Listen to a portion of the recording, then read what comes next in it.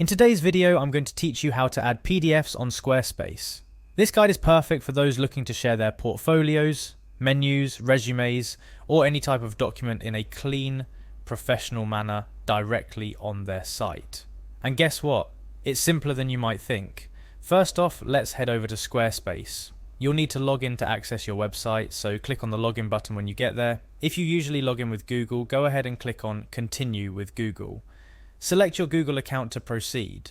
Once you're logged in, it's time to navigate to your website. If you have more than one site hosted on Squarespace, make sure you select the one where you want to add the PDF. Now let's move on to personalizing your site. Head over to the Pages section. This is where the magic begins. You're going to add a new link, but it's not just any link. It will be a direct link to your PDF. Look for the plus icon to add a new page or section, and amongst the options, choose Link.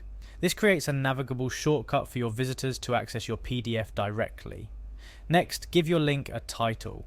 This could be anything from View my portfolio to Download my resume, depending on what the PDF contains. This title is how the link will appear on your site, so make it clear and compelling.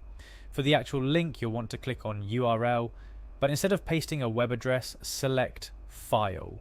This might feel a bit counterintuitive, but it's the key step that allows you to upload and link directly to a PDF file rather than another web page. Now it's time to upload your PDF. Click on the upload icon, browse your computer and select the PDF you want to share.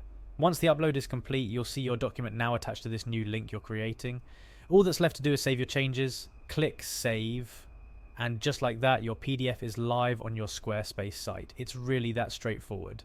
A couple of quick tips before we wrap up. Make sure your PDF is of a manageable size for web use. Anything too large may take a long time to load or eat into your site's storage limits. Plus, consider updating your PDF regularly if the information changes or you have new work to showcase.